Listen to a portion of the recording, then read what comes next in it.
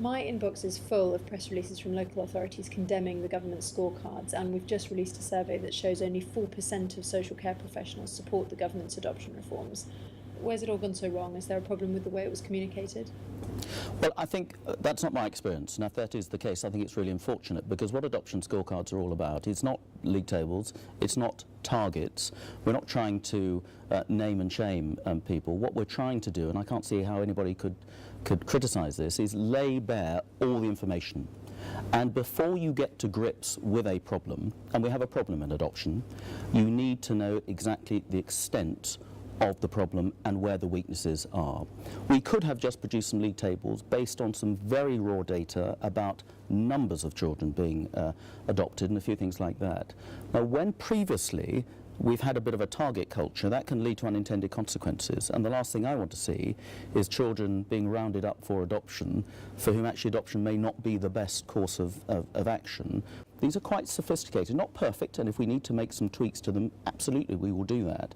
But it's about a really transparent, fair analysis of how an authority is doing compared to its peers. And what I want to see is those authorities who appear to be weak on a number of measures going to speak to another authority, going to the Children's Improvement Board, which is absolutely tasked with helping improve local authorities, and saying, you seem to be doing pretty well here.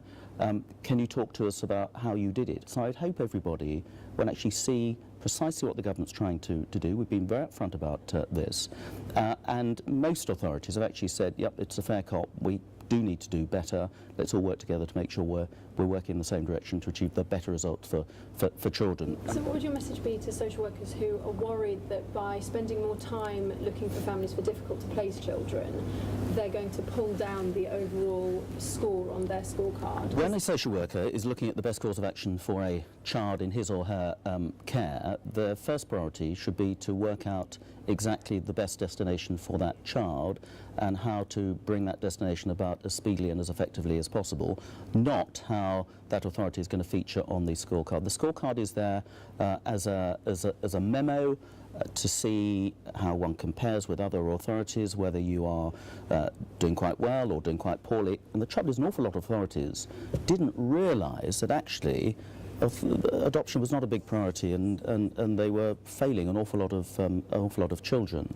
So I would say to those social workers, everybody should now know what is expected of them.